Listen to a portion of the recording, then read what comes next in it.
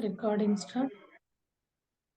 Okay masters, स्वागत है सबको इस ग्लोबल पिरामिड मेडिटेशन में।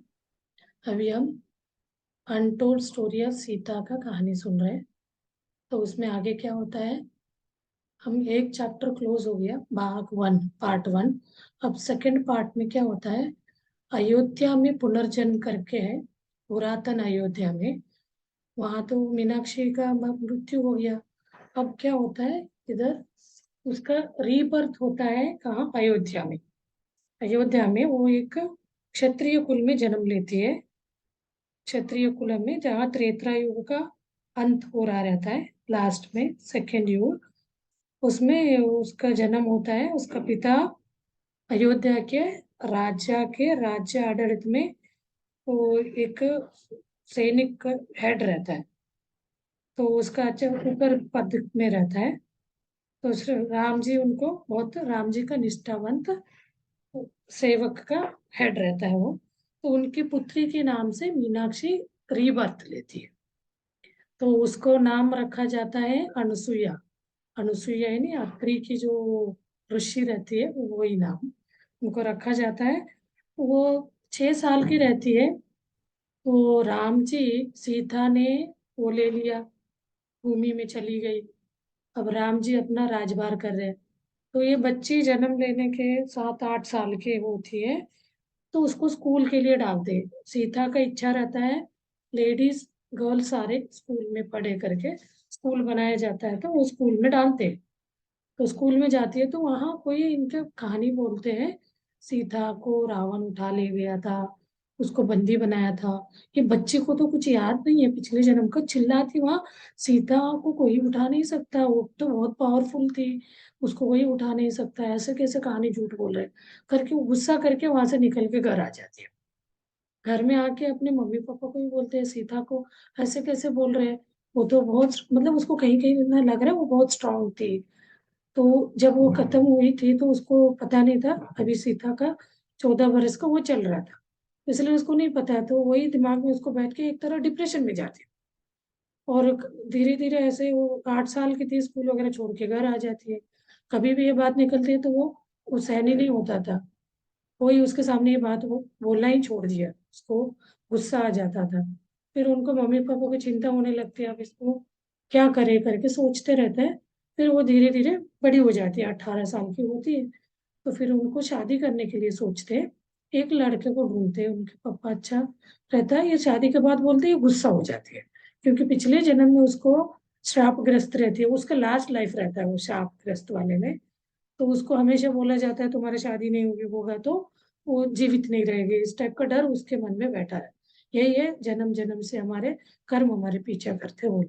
ये दोनों डर ऐसे बैठे रहते। एक सीता के बारे में बुरा बुरा नहीं सुनना चाहती हो, सीता को किसी ने अपहरण कैसे किया वो वाली बात, और उसका शादी का बोले तो मैं शादी नहीं करूंगी, शादी करूंगी तो मैं मर जाऊंगी, ये ना दिमाग, ये दोनों दिमाग से डिप्रेशन में जाती है। तो फिर उनके मम्मी पापा को चिंता होने लगती है, ये अनुसुईया ऐसे क्यों कर रही है, इसको कैसे ठीक करना है। ऐसे करते करते वो कुछ न्यूज आता है, ये सोमड़ करके वो जो सेवकी थी सीता की, वो जिंदा है। सब गए तो वो बहुत ओल्ड एज हो गई। सीता के बाद भी वो वहां रही, उसके बाद जहाँ सीता बच्चों को के जंगल में थी, उस जंगल में कुटिया बना के रह रही थी। सीता के ऑर्डर आज्ञा के हिसाब से वो बोली थी, कोई आते जाते वालों को सेवा करो, जड़ी बूटी का दवा बना के दे दो करके वो सेवा करे थे। बहुत ओल्ड एज हो गया था उसका। तो इनको सुनने में आता है एक सेवकी है, मिथिला से आई हुई थी वहाँ रानी सीता के साथ, तो वो बहुत अच्छी है, ट्रीटमेंट करती है, आप अपने बेटी को वहां लेके जाओ। तो उसी के अगले में बोला जाता है सोमवार को सच के ढूंढते हुए दोनों माँ बेटी वहां जाते हैं जहाँ सीता काड़ जंगल में जब रही, बच्चा जब होते, लव कुश होने के टाइम जा रही थी, उस जगह पे ये रहे। तो ये वो तो इन लोगों को पापा को बोलती है वो, उनके वाइफ जो अनसुईया के मम्मी, उनका नाम तो नहीं दिया। तो फिर वो लोग उधर डिसाइड करते हम चलेंगे, अब बेटी का चिंता रहता हो। तो फिर वो लोग निकलते वहां से। तो वहां जाके ये बच्चे, इसको तो कुछ नहीं पता मैं ऐसे थी पिछले जन्म में करके, अभी नहीं, उसको बाद में पता चले। तो वहां जाके सब लोग इंतजार करते, पूरी इनका ये लोग जैसे जाते हैं ना, वो जो बैलगाड़ी लेके इसमें बैठ के जाते हैं। वहां जाके देखते हैं तो कुटीर में बैठी रहती है एक ऑरेंज कलर की साड़ी पहन के। तो उसको ऐसे मतलब थोड़ा चलने में दिक्कत हो रहा है, तो ये जाके देखने से कुछ इनको अंदर से कुछ अजीब सा फील होता है। उनको मतलब कहीं कनेक्शन सा लगता है कि कौन है ऐसे, मतलब बहुत ज्यादा अच्छा लगने लगता है उनको। तो उसके माँ उनसे बात करती है, तो आप आ जाए और रेस्ट करो करके बोलते हैं। फिर वो अगले दिन जाते हैं, तो इसको देखते वो समझ जाती है, सोमल समझ जाती है ये मीनाक्षी है करके। तो आ गई ऐसे बोलती है वो। तो इसको शौक लगता है, हाँ ऐसे बोलती है। फिर हमें ये मम्मी तो उनको उनको तो कुछ नहीं पता क्या कहानी है करके। तो तब इसको ये दिक्कत है, सब वो सीता के बारे में ये नहीं जानती है। उसका नाम सुनते ही ऐसे चिल्लाने लगती है बोल के इसको पता चलने लगता है सब। तो वो तो बहुत लंबी कहानी है उनके बारे में। तो सब लोगों को भी जानना है क्या हुआ था। वो एक वो करके गई थी आस्थान में, एक ज्योति जलाने के लिए। वहां सीता राम लक्ष्मण कहाँ जहां जहां जा रहे थे इनको पता चल जाता था। उस स्क्रीन में पता चलता था उनके पावर से, वो पता चलता था, उसी से इसको सब चीजें पता चलता था क्या हो रहा है उनके साथ करके। ये सोमल को सारी कहानी पता था। वो कहानी सुन के इसने अपने जो डेना मेरियम अपने इस लाइफ में इस कहानी जो सोमल की कहानी सुनी, फिर अपने ऊपर जन्म दूसरे जन्म लेके इसको उसने बुक लिखा। कितना घुमाया है। फिर अब ये सोमल कहानी सुनाना शुरू करती है, जब सीता और राम के जी के साथ क्या हुआ। तो ये तो 12 साल तक रही है ये मीनाक्षी, उसके बाद की कहानी बताते हैं वो लोग बाद में। 12 साल बाद लास्ट 1 साल बचता है, तो सब लोग बोलते हैं साउथ की तरफ जाने के लिए। तो गोदावरी की तरफ निकल पड़ते, वो दूसरे दिन कहानी बताना शुरू करती है। तो गोदावरी की तरफ निकलते हैं दो तीनों लोग। तो वहाँ अत्रि और अनुसुईया मिलते हैं। तो अनुसुईया अत्रि दोनों ऋषि हैं। वो गोदावरी तट पे इनको बहुत हेल्प करते हैं। अपना पूरा मेडिटेशन वो साधना करी हुई रहती है ना, सारे एनर्जी सीता को देती है वो अनुसुईया। उससे इसको एस्ट्रल ट्रैवल कर रहे हैं ना, सूक्ष्म शरीर को लेके कहीं पे भी जा सकते हो, सभी विद्या सीख जाती है। उन्होंने अपना जो भी विद्या रहता है इनको दे देती है। तो उन्होंने सलाह देते यहाँ बहुत राक्षसों का बहुत ज्यादा परेशानी है। रावण हर जगह अपना वो बना के रखा है, कहाँ आता कहाँ जाता पता नहीं चलता है।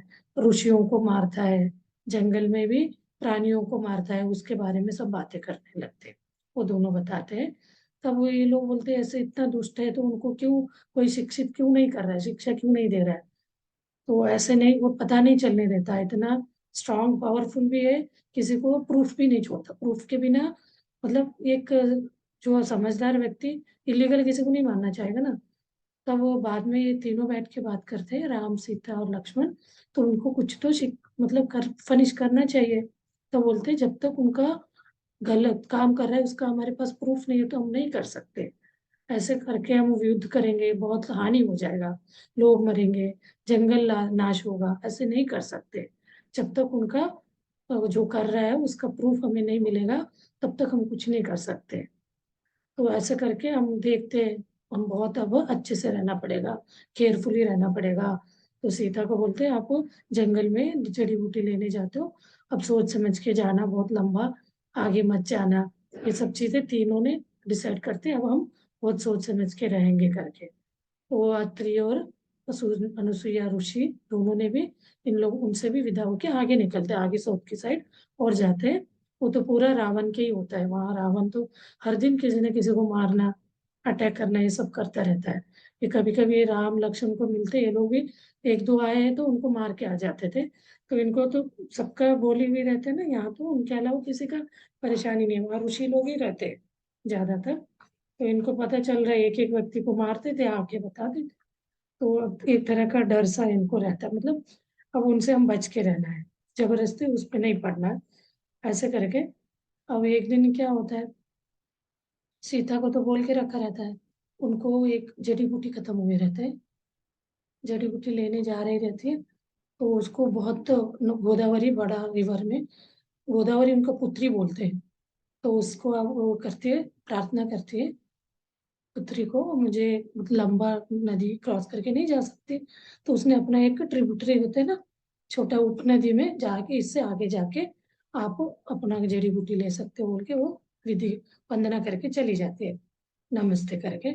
फिर ये वहां से जाके वो जड़ी बूटी लेके वापस आ रही रहती है। एक लड़की रो रही रहती है एक पार्वती की मूर्ति के सामने। इसको लगता है ये क्यों रो रही है, क्या है, पास जाती, वो डर जाती है इसको देख के। तो डर के, नहीं डरो मत, मैं यही बगल की कुटिया में रहती हूँ मेरे पति और देवर के साथ। फिर भी वो विश्वास नहीं करते, एक तरह खाप रही रहती है। तो वो पूछती है क्या नाम है, विश्वास करने के लिए वो कहानी बताती है अपना। तो फिर बाद में इसका प्यार से बात करना सुन के विश्वास आता है। वो धीरे धीरे मेरा नाम चंद्रिका करके बोलती है। तो क्यों क्यों क्या नाम है, क्यों ऐसे इतना डरे हुए क्यों हो। तो वो बोलती है मैं इसी जंगल में एक ऋषि की वाइफ हूँ। तो बहुत अच्छा रहता है उसका पति, ऋषि रहता है। तो वो सारे स्टूडेंट्स को अपने जंगल में पाठ पढ़ाता है, मतलब ऐसे जो गुरुकुल होते हैं ना वैसे चलाता रहता है। तो वहाँ ये शूर्पणखा अपना वेश बदल के, उनको नहीं पता शूर्पणखा भी एक मायावी राक्षस है, माया करके आती है। इतना खुशबू आएगा वो आते ही, इतना सुंदर बन के आती है। तो वो लड़कों को, मतलब कोई भी ऋषि हो, किसी को भी वो फंसा लेते हैं, अपने इसमें जाल में फंसाए।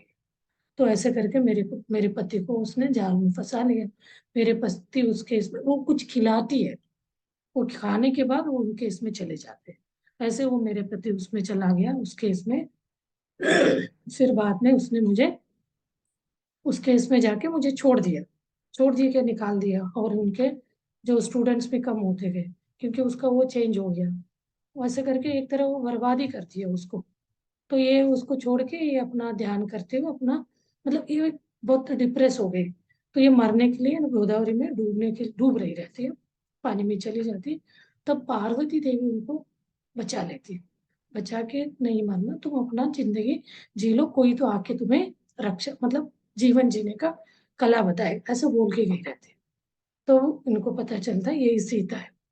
तो वो अपना पार्वती बोल के उसको एक जगह पे वो कुटिया में बना के छोड़ के चली जाती है। तो पार्वती का मूर्ति बना के उन्हीं के सामने बैठ के ये रो रही रहती है, जो भी अपना बताती रहती है। फिर सीता उनको गले लगाती है, उसको बहुत अच्छे से प्यार से बात करती है, हर चीज उनको बताती है कैसे जीना चाहिए। थोड़ा उनको ये लगता है उस पति के साथ इसको मिलाना चाहिए, लेकिन वो तो डरती है। आपको वो बोलती है मेरा इच्छा नहीं है उनके साथ वापस अब रहना, वो तो उसको बर्बाद करके चली गई मायावी। वो बोलती है मैं अपना सेल्फ जीना चाहती हूँ, मुझे उनके साथ नहीं रहना। तब सीता को भी लगता है वो सही बोल रही है, उसके मन में था उनके साथ मिलाने का। फिर बाद में बोलती है अब तुम्हारा डिसीजन सही है करके। फिर वो जड़ी बूटी लेके उसको कुछ बना के खिलाती है एनर्जाइजर, इसको रोज खा लो बोल के उसको रख के जा रही हूँ बोल के चली जाती है। अभी मैं कल बताऊंगी, लंबा है, ठीक है। ओके। इसके बाद ही उनका ये होता है, आमना सामना होता है शूर्पणखा का, वो आएगी कल बताएंगे इसके।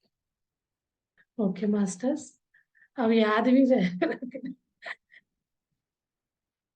चलिए अभी हम मेडिटेशन करते हैं। मेडिटेशन के लिए बैठ जाइए। Clasp your fingers and keep it on your lap.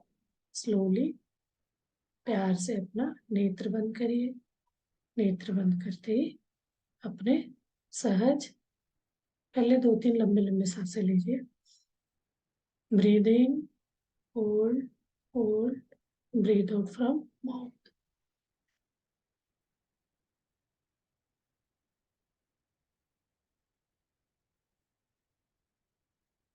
One more, breathe in,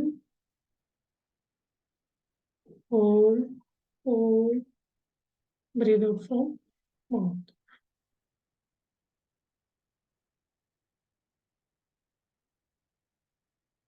ये बहुत अच्छा प्राणायाम है, इसको आप 10-20 टाइम्स जब भी ध्यान में बैठेंगे उससे पहले इसको करके बैठ जाइए। बहुत अच्छा आपका ये रिलैक्स हो जाएगा बॉडी, अच्छा ध्यान लगेगा। और एक बार और लास्ट करेंगे हम, उसके बाद ध्यान में बैठते हैं। चलिए एक बार और सांस अंदर लीजिए। Breathe in from knows, hold, hold and breathe out from mouth.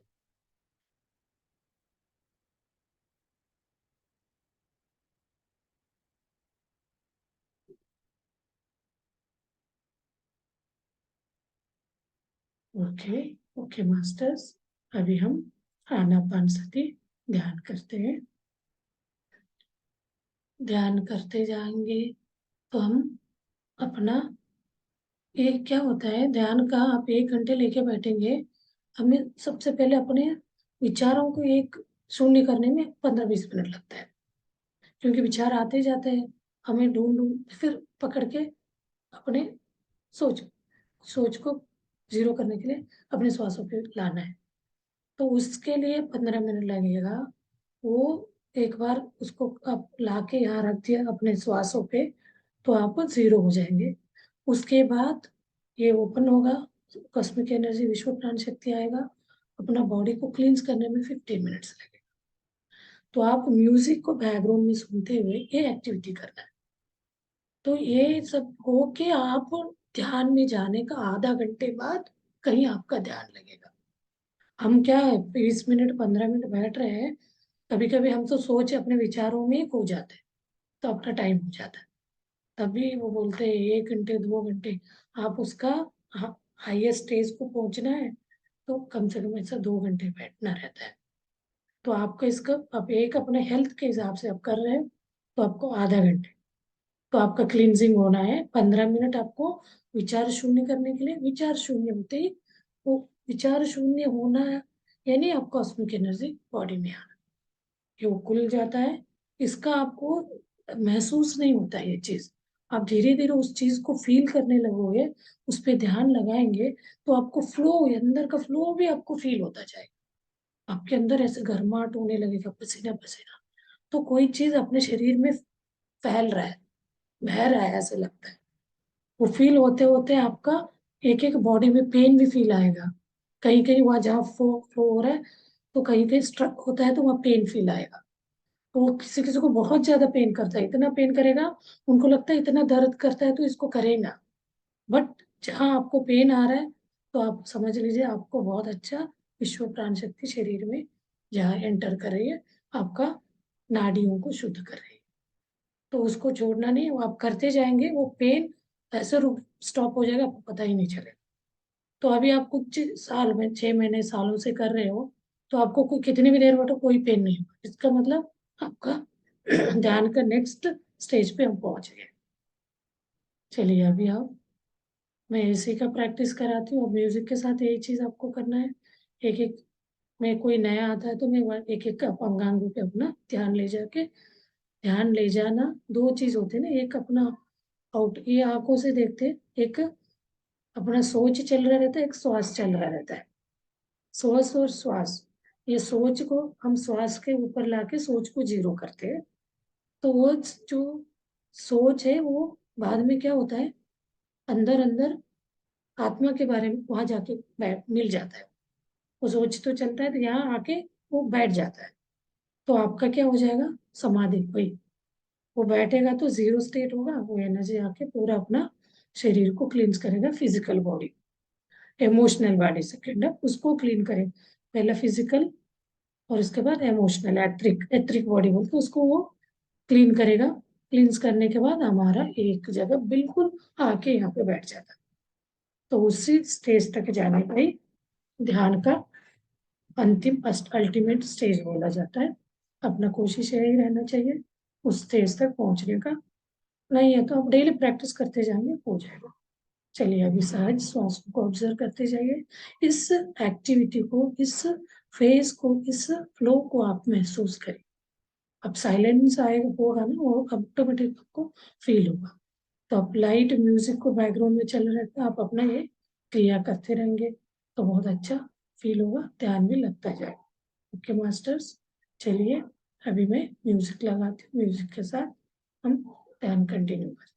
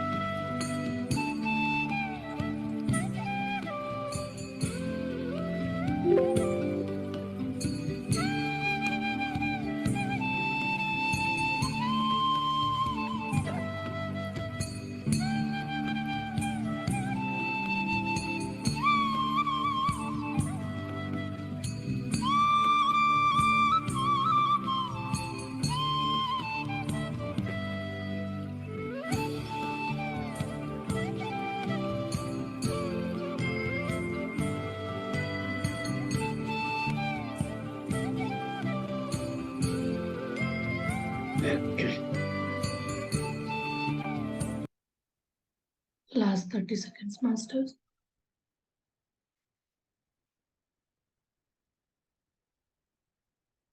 Deep ध्यान में है तो ध्यान कंटिन्यू करें। देह पर प्रज्ञा में आए तो स्लोली अपना दोनों हाथ खोल के आंखों के सामने रखिए।